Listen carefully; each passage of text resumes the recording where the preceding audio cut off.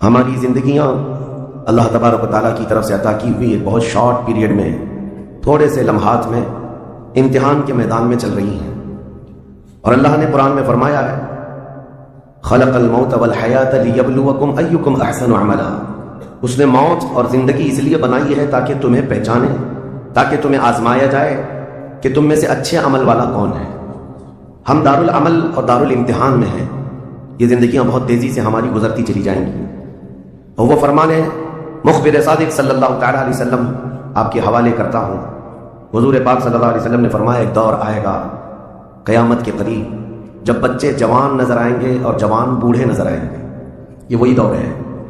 چھوٹے سے چھوٹے بچوں کو دیکھیں، وہ جوانی کی باتیں کرتے ہیں۔ پچھلے دور میں جوانوں کو جو باتیں معلوم نہ ہوتی تھیں، وہ آج کے 5 سال 6 سال کے بچوں کو ساری چیزیں معلوم ہیں۔ یہ مکمل موبائل آپریٹ کرنے کی تعلیم ان کو ہم سے زیادہ آتی ہے۔ یہ اس قدر جوان نظر آتے ہیں، اور جو جوان ہیں وہ جوانی میں تھک چکے اور بوڑھے لگنے لگ گئے، اپنے ہاتھوں جوانی برباد کیا اور بڑھاپا ان کے چہروں پر نظر آنے لگ گیا۔ تو یہ قیامت کی اس نشانی کے بارے میں جو حضور نے فرمایا تھا وہ دور آ چکا۔ لیکن میں آپ کے سامنے ایک بات عرض کر رہا ہوں، تم بیٹھو گے تو بھی زندگی گزرے گی، لیٹو گے تو بھی گزرنی ہے، دوڑو گے تو بھی گزرنی ہے، فیصلہ تمہارے پاس ہے۔ زندگی یوں گزر جائے گی، اور پھر وعدہ الہی آ جائے گا جس کو اللہ نے فرمایا ہر نفس کو موت کا مزہ چکھنا ہے، دنیا سے جانا ہے، اور تمہارا جو کچھ بھی اجر ہے اللہ کے ہاں قیامت کے دن دیا جائے گا۔ اور پھر جو شخص دوزخ سے بچا لیا گیا اور جنت میں داخل ہوا، وہی سب سے کامیاب زندگی گزارا۔ کامیاب ہے کون؟ وہ قیامت کے دن پتہ چلے گا۔ ہمارا دوزخ سے بچ جانا اور جنت میں داخل ہو جانا، یہی کامیابی ہے۔ اور اللہ تعالیٰ فرماتا ہے وَمَا الْحَيَاةُ الدُّنْيَا إِلَّا مَتَاعُ الْغُرُورِ۔ میرے اس پورے عنوان کا یہ حصہ اہم ہے۔ اللہ فرماتا ہے اور دنیا سوائے دھوکے کے سامان کے کچھ نہیں۔ جس نے دنیا بنائی وہ خود فرما رہا ہو، جو اس کائنات کا خالق ہے وہ خود فرما رہا ہو، یہ دنیا دھوکے کے سامان کے علاوہ کچھ نہیں۔ یعنی یہاں پر انسان اکثر دھوکہ کھا جاتا ہے۔ دھوکے کا مطلب یہ نہیں ہے کسی دوست سے دھوکہ کھا رہا ہے، بلکہ وہ پوری اپنی زندگی میں دھوکہ کھایا ہوا ہے۔ جس چیز کو اسے حاصل کرنا تھا دنیا نے اس کا منہ موڑ کر کسی اور چیز میں لگا دیا۔ یہ دھوکہ نہیں ہے تو اور کیا ہے؟ میں آپ کو ایک بات بتا دوں، آپ گھر سے نکلے تھے، سامان سب باندھ کر کے دلی جا رہے تھے، اسٹیشن پر کسی نے پکڑ لیا اور کہا آؤ چلو میں تمہیں ٹرین میں بٹھا دیتا ہوں، اور اس نے تمہیں دلی کی ٹرین کی بجائے تمہیں مدراس کی چنئی کی ٹرین میں بٹھا دیا، بیٹھ گئے تم۔ مجھے بتاؤ یہ دھوکہ ہوا کہ نہیں ہوا تمہارے ساتھ؟ بہت بڑا دھوکہ ہوا کہ منزل تمہاری کہیں اور تھی، تم کہیں اور چل پڑے۔ دیکھنے کو ٹرین سیم دکھ رہی تھی، تم نے اس کی بات کا یقین کیا اور بیٹھ گئے، اور جب پہنچے تو پتا چلا نہیں میں تو دلی پہنچا ہی نہیں، میں چنئی آ گیا۔ زندگیاں اسی طرح سے گزر رہی ہیں۔ تم جس راستے پر چل رہے تھے اصل تمہاری منزل مدینہ طیبہ، تمہارا سفر حضور پاک کے قدموں تک پہنچنا ہے، لیکن ایرا غیرہ آتا ہے اور تمہیں کسی دوسرے ٹریک پر ڈالتا ہے اور تم چل پڑتے ہو اس کی بات پر۔ اسی لیے قرآن نے کہا یہ دھوکے کے علاوہ کچھ نہیں ملتا یہاں پر۔ دنیا اور دنیا داروں پر تم کبھی بھروسہ نہ کرنا، تم اپنی منزل پر ہمیشہ توجہ رکھنا۔ تمہاری منزل یہ نہیں ہے۔ اسی لیے شاعر نے کہا تھا غلط روی سے منازل کا بعد بڑھتا ہے، مسافروں روش کارواں بدل ڈالو۔ تم ٹیڑھے میڑے چلتے رہو گے تو منزل لمبی ہو جائے گی، فاصلہ دور ہو جائے گا، اس لیے چلنے کا طریقہ بدل ڈالو، تمہارا سفر آسان بھی ہو جائے گا اور منزل جلدی پہنچ جاؤ گے۔ اب جو بات مجھے کہنی تھی وہ یہ ہے، زندگی جب اتنی شارٹ ہے اور آزمائش کے لیے تمہیں یہاں بھیجا گیا ہے، تو مجھے ان نوجوانوں کو دیکھ کر کے کبھی درد ہوتا ہے جو رات بھر نکڑ پر بیٹھ کر کے اپنے وقت کو ضائع کر رہے ہوتے ہیں، جن کی زندگیاں انہوں نے اپنی جوانیاں اپنے ہاتھوں سے برباد کر رکھی ہیں۔ تمہیں پتا ہے ایک رات جو ہماری زندگی میں آئی، آج کا دن تم کروڑوں دولتیں لگا دو، یہ دن دوبارہ کبھی نہیں آئے۔ تمہاری زندگی میں کیا قیامت تک واپس نہیں آنا ہے اس دن کو۔ دنیا چل پڑی ہے، پیچھے کی طرف کبھی نہیں آئے گی۔ اللہ کا قانون ہے، یہ جو وقت گزر رہا ہے ہمارا دوبارہ ہماری زندگی میں کبھی نہیں آنا ہے۔ لیکن کتنے مزے سے، کتنے ٹھاٹ باٹ سے نوجوان، ہاتھ میں کچھ نہیں، آس پاس کچھ نہیں، عمل بھی کچھ نہیں، ایسے بے فکرے ہو کر کے زندگی گزارتے ہیں۔ تو سوچنا پڑتا ہے جس امت کو پوری دنیا آگ میں جھلسا چکی ہو، پوری دنیا اس امت کو اپنے نشانے پر رکھی ہو، اس امت کا غیور نوجوان رات بھر گیم کھیلتے ہوئے گزارتا ہے، اسے کسی چیز کا احساس نہیں۔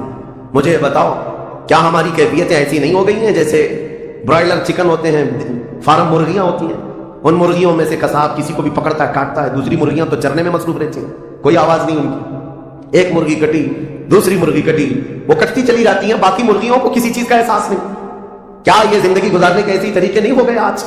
ہمیں روز اٹھنے کے بعد ایک نیوز پہنچائی جاتی ہے کہ تمہیں کاٹا گیا، تمہیں مارا گیا۔ نہ جانے ہم کتنی مسجدوں کے مینار گرتے ہوئے دیکھ رہے ہیں، کتنے اولیاء کاملین کے مزارات کو جلا کر خاک کرتے ہوئے دکھائے جا رہے ہیں، اور ہمارے امت کے ساتھ ہی نہیں، بانی اسلام کی عزت کے ساتھ مذاق، یہ روزانہ نہیں چل رہا ہے۔ یہ تمام حالات کے بعد اب مجھے فکر اس بات کی ہوتی ہے، میاں جب ہمارے گھر میں جنازہ رکھا ہوتا ہے تو ہم کھانا تک نہیں بناتے چولہے پر گھر کے اندر، اور جب امت پر ایسے حالات گزر رہے ہوں تو کیا اس نوجوان کو یہ زیب دیتا ہے کہ وہ عیاشی میں رات گزارے؟ کیا اسے یہ زیب دیتا ہے کہ وہ نکڑ پر بیٹھ کر پوری رات کو تباہی کے اڈے پر گزارے؟ تمہارے ہاتھ میں تاش کے پتے، تمہارے ہاتھ میں شراب کی بوتلیں کیسے آ گئی؟ یہ امت وہ ہے، تمہیں میں بتاؤں، جنگ تبوک ایک جنگ ایسی ہے حضور پاک صلی اللہ تعالیٰ علیہ وسلم کی زندگی پاک میں 900 کلومیٹر کا فاصلہ ہے مدینہ طیبہ سے۔ ہوا یہ تھا کہ ایک صحابی رسول حضور صلی اللہ تعالیٰ علیہ وسلم کے قاصد بن کر جا رہے تھے، اور بیچ راستے میں ایک عیسائی بادشاہ کے گنڈوں نے اس صحابی رسول کو گرفتار کیا اور ان کو ٹکڑے ٹکڑے کر قتل کر دیا۔ موب لنچنگ اس زمانے میں بھی ہو رہی ہوتی ہے۔ یہ خبر جیسے ہی مدینہ طیبہ پہنچی، وہ لوگ ایسے نہیں تھے کہ انا للہ پڑھ کر خاموش ہو جاتے ہیں۔ صحابہ کرام کا جم غفیر مدینے میں جمع ہوا، عرض کیا یا رسول اللہ صلی اللہ علیہ وسلم آپ کا حکم کیا ہے؟ نبی کریم صلی اللہ تعالیٰ علیہ وسلم نے صحابہ کرام کو بھیجا، اس میں سپہ سالار کی تعداد کئی صحابہ کی تھی، اور جب یہ لشکر جرار مدینہ طیبہ سے نکلا 900 کلومیٹر دور چل کر کے گئے، اور وہاں جا کر کے جن لوگوں نے حضور کے ایک غلام پر ہاتھ اٹھایا تھا ان کے بقیے کھڑا کر دیے اور ان کو الٹ پلٹ کر کے آئے، اور لوگوں کو یہ میسج دیا تھا کبھی حضور کے غلاموں کی طرف چھیڑخانی نہ کرنا ورنہ پورا مدینہ باہر آ جائے گا۔ یہ یونٹی، یہ اتحاد، ان کے اندر یہ احساس میرے آقا صلی اللہ تعالیٰ علیہ وسلم نے پیدا کر رکھا تھا کہ کل مؤمن جسد واحد۔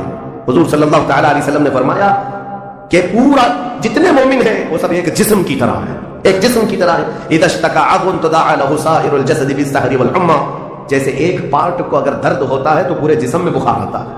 مومنوں کی کیفیت یہ ہونی چاہیے، لیکن احساس دھیرے دھیرے ختم ہوتا چلا گیا۔ آج ہماری پستی کا ایک سبب یہ بھی بتایا جاتا ہے، جس کو شاعر نے کہا تھا قوت فکر و عمل پہلے فنا ہوتی ہے جب کسی قوم کی شوکت پہ سوال آتا ہے۔ سوچنے سمجھنے کی صلاحیت پہلے ختم ہو جاتی ہے، آدمی سوچتا نہیں سمجھتا نہیں، بس اپنے وقت کو ضائع کر رہا ہے، برباد کر رہا ہے، بیٹھا ہوا ہے، گپے لگا رہا ہے۔ میں آپ کو بتاؤں ہماری عمروں کا احتساب ہونا چاہیے۔ ہماری زندگی کو گن کر کے دیکھیں کتنے سال کے ہیں ہم؟ 25 سال، 30 سال، 35 سال، 40 سال، اور اس کے بعد گنو ہم سے کیا ہو سکا ہے اس دنیا میں، ہم اس دنیا میں کیا کر چکے اب تک؟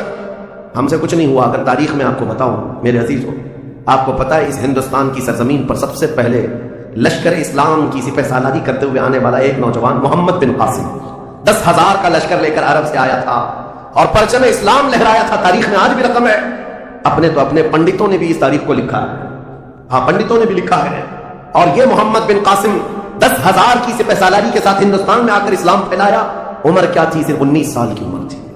19 سال کی عمر میں یہ عظیم کارنامہ انجام دینے والے، انہوں نے اپنی عمر کا صحیح استعمال کیا، اپنی ایج کو برباد نہیں کیا، ضائع نہیں کیا۔ طارق بن زیاد، جس کا یورپ بھی قائل ہے، جبل الطارق آج بھی ایک مقام ہے یورپ میں جس کو جبرالٹر کہا جاتا ہے، یہ حضرت طارق بن زیاد کے نام سے ہے۔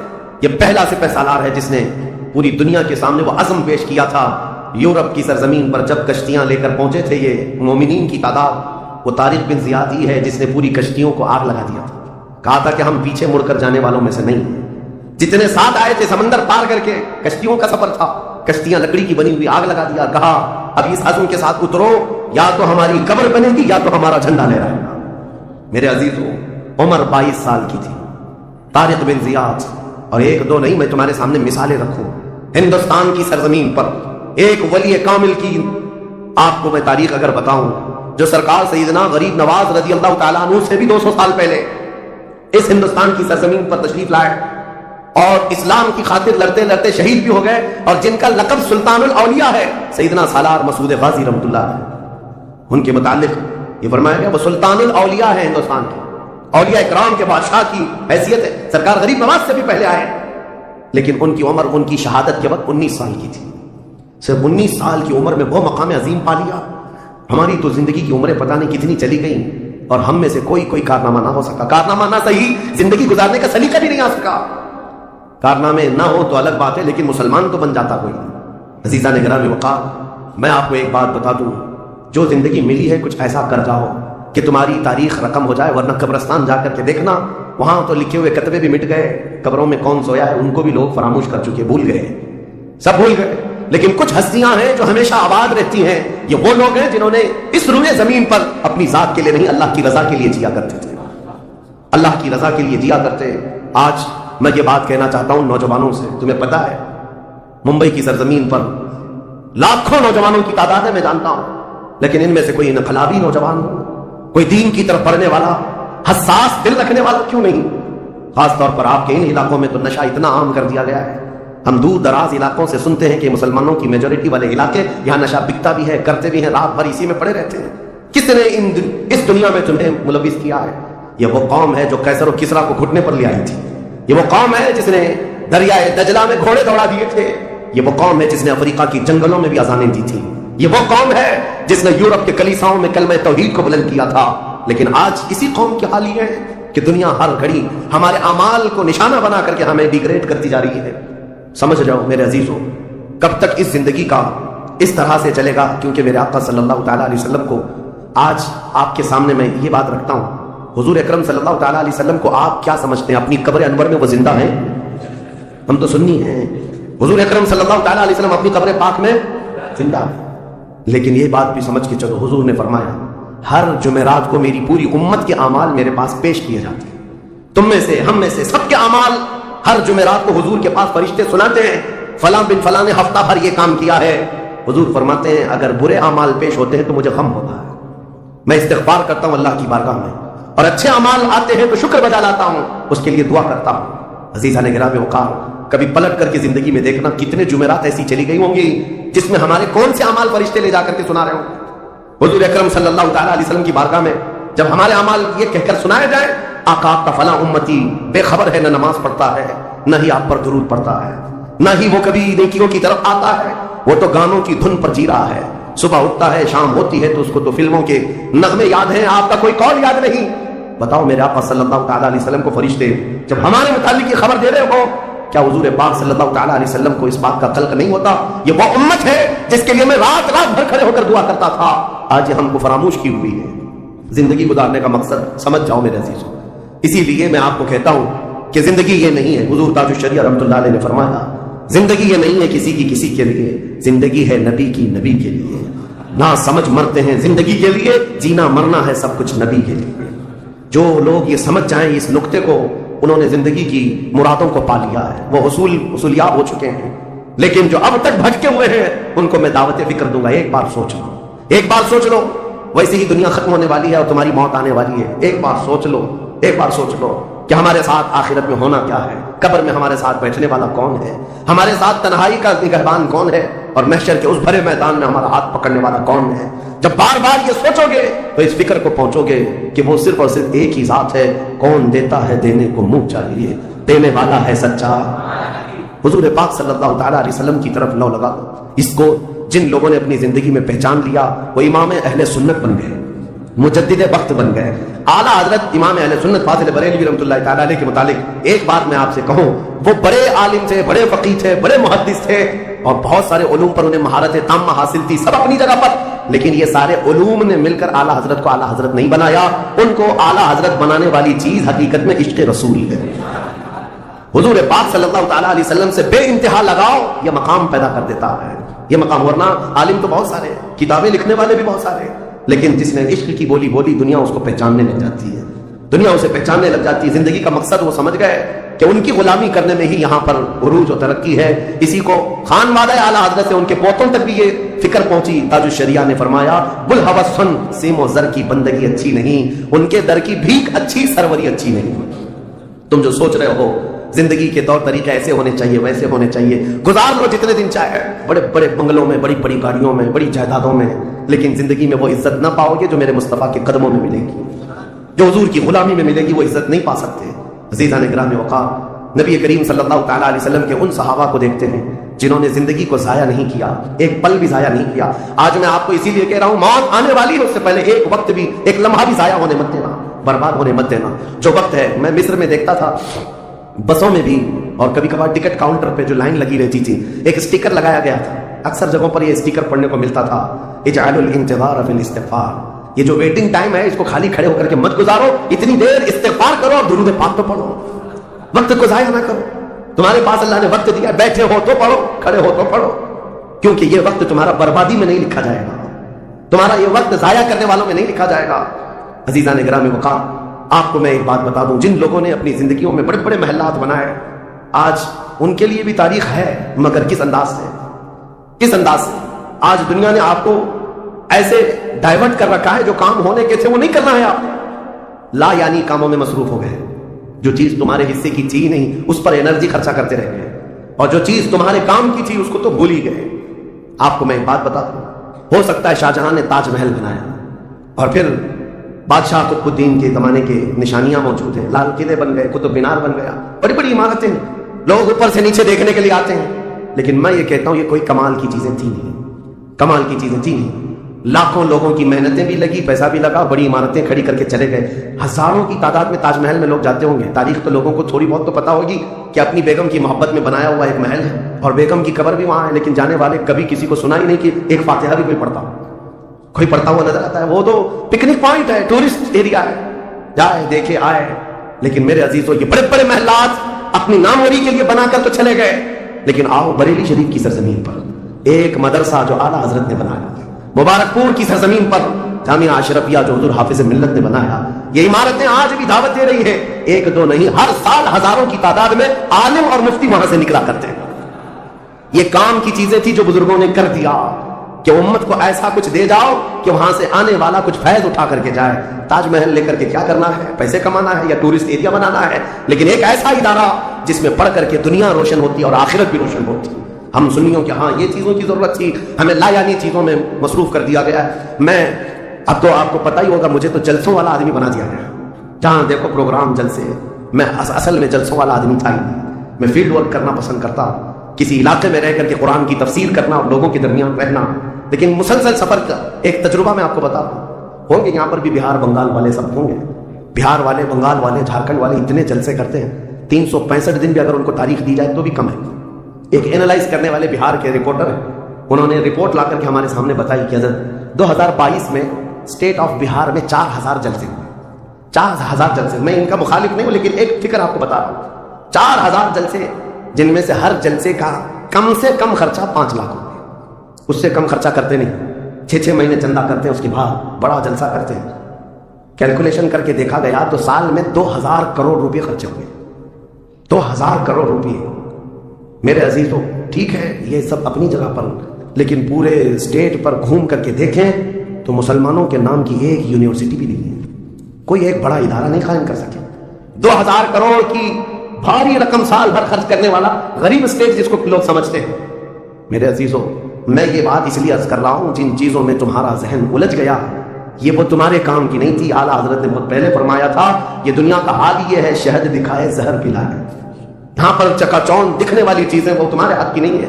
اور ممبئی والے کیا کرتے ہیں؟ وہ تو بہار والے جلسوں میں ہیں، ممبئی والے کھچڑا کمپٹیشن کرتے ہیں۔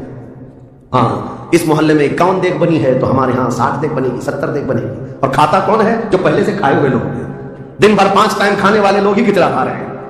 ثواب تو ان کے لیے تھا اس غریب کو کھلانے پر جس کے گھر میں ایک روٹی ہے تو دوسری روٹی نہیں ہے، کھلانا بالکل ثواب ہے، حدیثوں میں ملتا ہے، کھلانے سے بڑھ کر کے ثواب نہیں ہے، پہنانے سے بڑھ کر سرکار غوث پاک کا یہ فرمان بھی ہے، میں نے ساری نیکیوں کو الٹ پلٹ کر کے دیکھ لیا، رحمان کو 2 نیکیاں سب سے زیادہ پسند ہیں، ایک بھوکوں کو کھلانا، ننگوں کو پہنانا، یہ 2 چیزیں۔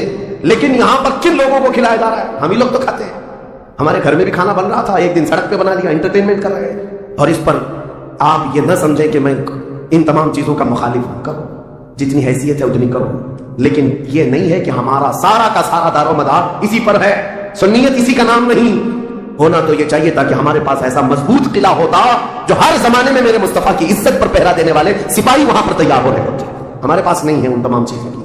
اس لیے مجھے درد ہوتا ہے اس بات کا کہ ہم نے جن چیزوں کے لیے اللہ تعالیٰ سے امانت لی تھی، ہمیں اللہ تعالیٰ نے نوازا تھا، وہ ہماری رقم بھی غلط جگہ جاتی ہے، ہماری زندگی کا وقت بھی غلط جگہ جا رہا ہے۔ عزیزان گرامی وقار، ان سب چیزوں کا سوال ہوگا قیامت کے دن ہم سے، ہر چیز کا سوال ہوگا۔ اگر ہم نے وقت کو ضائع کیا ہے اور اپنا مال بھی غلط جگہ استعمال کیا ہے، ہر جگہ ہماری پکڑ ہوگی، ہماری پکڑ ہوگی۔ ایک ہفتہ قبل میں نے سنا، ہمارے چاہنے والے ہیں عزیز، انہوں نے کہا ایک درگاہ پہ گئے تھے، سنا ہے ایک بہت بڑے سیٹ ہیں، وہ 2.25 کروڑ کا صرف دروازہ بنا رہے ہیں اللہ کے ولیوں کے آستانوں پر۔ میرے عزیزوں یہ اللہ کے وہ ولی ہیں، نہ تمہارے دروازے کے محتاج ہیں، نہ تمہاری چادر کے محتاج۔ ان کے انتقال کے بعد جو ان کو اللہ نے مقامات دیے وہ تم نہیں پہنچا سکتے، وہ تو اللہ تعالیٰ کے رحمت میں ہے، جنہیں اللہ تعالیٰ جنت کے جوڑے پہنا چکا ہے، جن کے لیے جنت کی ہوائیں چل رہی ہیں۔ ان اولیاء کے مشن کو زندہ کرنا حقیقت میں ایصال ثواب، ان کے لیے سب سے بڑی نظر و نیاز یہی ہے माररा मुतहरा में हाजिर था, बड़ी खुशी हुई। साहब सज्जादा ने बढ़ करके ये ऐलान किया था, आने वाले ज़ाहिरीन जितने सुन्नी आते हैं, हम उन सबसे कहते हैं कि हमारे औलिया जितने यहाँ आराम कर रहे हैं, इन औलिया को जो चादरें डालनी थी वो हम डाल चुके, तुम्हारी तरफ से अब किसी चादर के लाने की जरूरत नहीं, और अगर लाना ही चाहते हो एक दुपट्टा ले जाओ और गरीब बहन के सर पर उड़ा। ये पैगामात थे खानकाहों के, हकीकत में यही उम्मत का काम है। अजीज़ा निगरान वक़ा, लायानी कामों में पढ़ करके हमारा वक्त जो बर्बाद हुआ उसकी तलाफी मुश्किल है, बहुत मुश्किल है। इसलिए मैं सिर्फ ये मैसेज देना चाहूंगा कि जिंदगी के उस पॉइंट पर आज हम आ चुके हैं जहां आंधियां तूफान हर तरह से एक बहुत बड़ी आजमाइश में हम गिरफ्तार हैं। किन किन चीजों का इलाज किया जाए समझ में नहीं आता। कभी कभार मैं बैठकर सोचता हूं, घर में अगर गैस का पाइप भी लीक हो गया, आग भी लगी है, पानी का पूरा फव्वारा भी आ रहा हो, कचरा भी गिरा हो, तो आदमी सोचने लग जाता है किस चीज को रोकूं, पानी को रोकूं, गैस को रोकूं, आग को रोकूं, कचरा उठाऊं, क्या करूं समझ में नहीं आता। ये हालात आज हमारे साथ ऐसे ही हो गए, हम किन किन चीजों का मुकाबला करें समझ में नहीं आता। और फिर उस पर मजीद जब हम अपनी कौम की तरफ देखते हैं, ये तो गेम चलाते हुए मजे से बैठे हुए हैं, ऐसा लगता है इन्हें किसी चीज की फिक्र ही नहीं। शायर ने कहा था, जगह जगह के थक चुके हैं तुम्हें ये हंगामे, नशाते लज्जते ख्वाबे गिराम बदल डालो, उठो वो करना हश्र ना होगा फिर कभी, दौड़ो के जमाना चाल अपनी चल रहा। मेरे अजीजों, बस वक्त का एहसास तुम्हारे अंदर आ जाए, जाया न करो।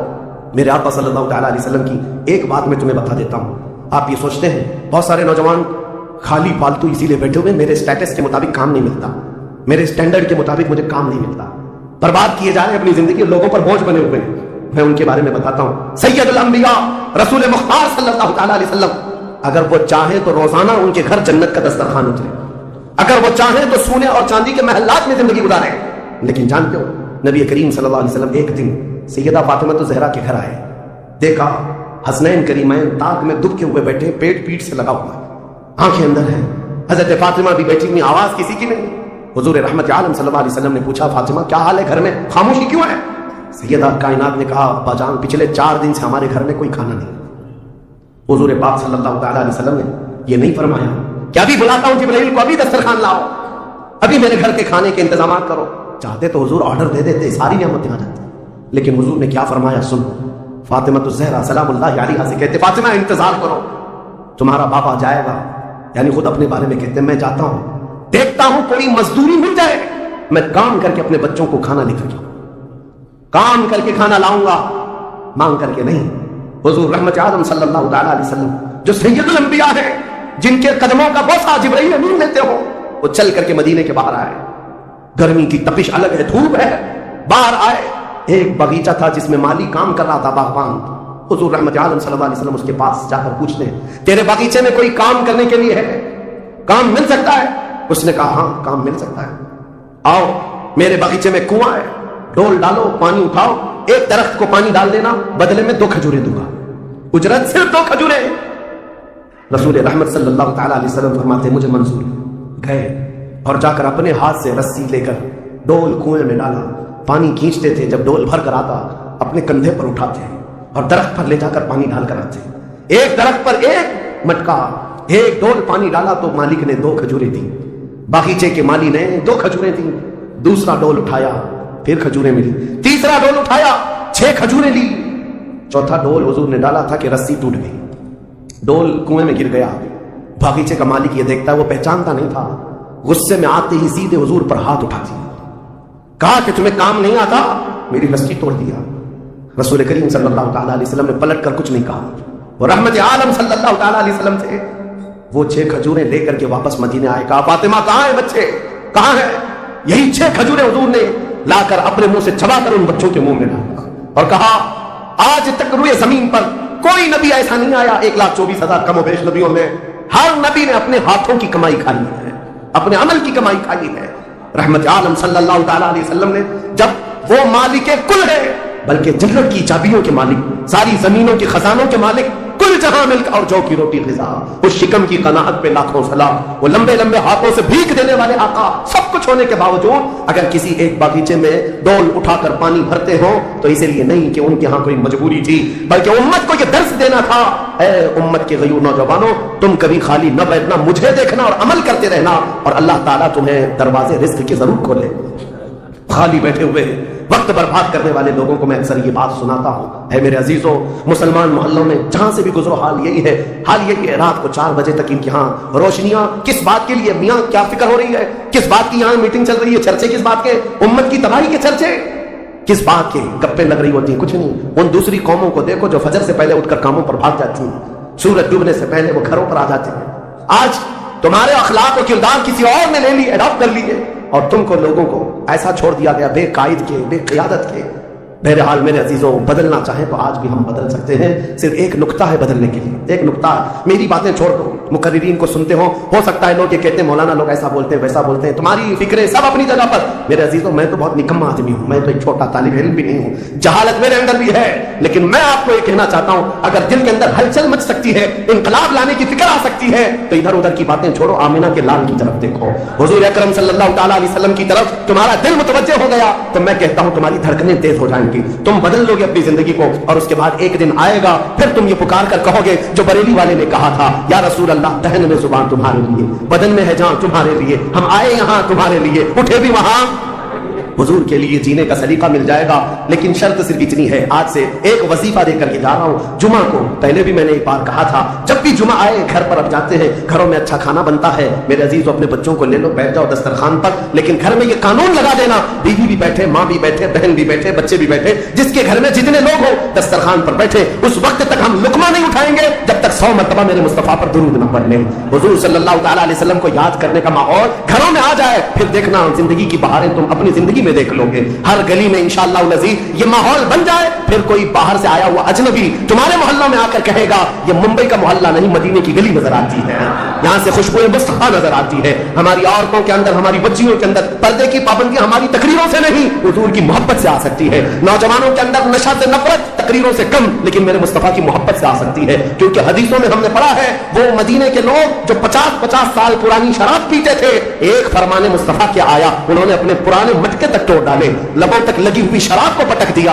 कि अब नहीं, इसलिए कि मुखबिर सादिक ने फरमा दिया है, रहमत आलम ने फरमा दिया है, ये मोहब्बत का तकाजा तुम्हें हर बुराई से दूर ले आएगा। इसी को इकबाल ने कहा था कि मोहम्मद से वफा तूने तो हम तेरे हैं, ये जहां चीज है क्या लौह कलम तेरे, हर चीज का इलाज इसमें मुज़मर है, हर चीज का इलाज इसमें पोशीदा है। सच कहा करते थे बचपन में जो शायद हम सुनते आते थे, हर दर्द की दवा है सल्ले अला मोहम्मद, तावीज हर भला है सल्ले अला मोहम्मद। हुजूर का नाम पाक हर दर्द के लिए दवा भी है, शिफा भी है, और बीमारियों से छुटकारे के लिए कंसंट्रेशन, एक जगह तवज्जो मरकूज कर लो। आज से अपने दिल में ये एहसास पैदा करो, मैं इसका उसका नहीं हूं, लोगों ने मुझे बना रखा है, या उसका फैन है, इसका फैन है, नहीं। बेदम वारसी को पढ़ो, क्या कहते थे अल्लाह वाले, मेरे अजीजों कहते हैं बारगाह मुस्तफा में यूं अर्ज करते हैं, सगे तैबा सब कह के पुकारे बेदम, यही रखियो मेरी पहचान मदीने वाले। ये दुआ करते थे बेगम वारसी कि अल्लाह के नबी, ऐ मदीने के ताजदार, सारी दुनिया मुझे मेरे बाप के नाम से नहीं, मदीने का कुत्ता कहकर के पहचाना करते हैं। अपनी पहचान ये बना दिया कि दुनिया मुझे देखे तो आपके नाम से जोड़ करके देखे, या उनका गुलाम है, या उनका गुलाम है। इस बात पर तुम्हें भी फख्र होना चाहिए। जिंदगी ऐसी गुजारो कि दुनिया तुम्हें किसी और का नहीं, ताजदार मदीना का गुलाम कहने लग जाए। लेकिन लोगों को आज तकलीफ होती है, तुम तो अपना सब कुछ बदलने लग गए, दाढ़ी भी निकाल दो, टोपी भी निकाल दो, सेकुलर बन करके घूमो ताकि कोई पहचान ना पाए, तुम खुद पहचान निकालना चाहते हो। मेरे अजीजों, फख्र के साथ मैं कहता हूं, आज जालिमों को चोटी रखने में शर्म नहीं आती, तो तुम्हें हुजूर की दाढ़ी रखने में क्या शर्म आएगी। फख्र से कहो दुनिया में मेरी दाढ़ी, मेरी टोपी, ये मेरा अमल नहीं है। दुनिया अगर नंगा घूमने पर फख्र करती है तो मैं आमिना के लाल के अखलाक पर फख्र करता हूं। फख्र होना चाहिए कि नहीं होना चाहिए। जिंदगी गुजारने के तौर तरीके ये हैं, हम बहुत जल्दी हुजूर के पास जाने वाले हैं, बहुत जल्दी कब्रों में उनकी जियारत करने वाले हैं, बहुत जल्दी हमारी आंखें बंद होंगी और कब्र में ले जाया जाएगा और वहां पर हुजूर का दीदार होना है। अकीदा है या नहीं, हुजूर का दीदार होना है। तो मेरे अजीजों, आज जुम्मा के लिए आते हो तो कपड़े बदल के आ जाते हो, अतर लगा के आ जाते हो, सुरमा लगा के आते हो। जिंदगी ऐसी गुजारो, जिस दिन मलकुल मौत बुलाए चलो चलना है हुजूर के पास, तो तैयार रहो, वो चेहरा लेकर जाना है जो हुजूर को दिखाना है, जो हुजूर को दिखाना है। सुन्नी तो वो है जो मरने से भी नहीं डरता और ये कहता है कि कब्र में जाने के बाद भी फरिश्तों से हम यही कहेंगे, अब तो पाए नाज से, ऐ फरिश्तों क्यों उठो, मर के पहुंचा हूं यहां इस दिलरुबा के वास्ते, मर के पहुंचा हूं यहां इस दिलरुबा के वास्ते। हुजूर के लिए जीने वाला कभी मौत से भी नहीं भागता, डरता नहीं है। मौत उनके लिए हादसा है जिनको जलना है, जलना है, जलना है। हमारे लिए हादसा नहीं है। हमारा अकीदा यह है, हम इधर आंखें बंद करेंगे, उधर जियारत मुस्तफा होगी, हुजूर अकरम सल्लल्लाहु अलैहि वसल्लम की रहमत में जाएंगे। मौत से डरो मत, भागो मत। मेरे अजीजों, किसी अनजान जगह जा रहे हो तो डरना चाहिए। हमारा मानना यह है जिस दिन हम जाएंगे हुजूर भी होंगे, सहाबा भी होंगे, गौसो ख्वाजा भी होंगे,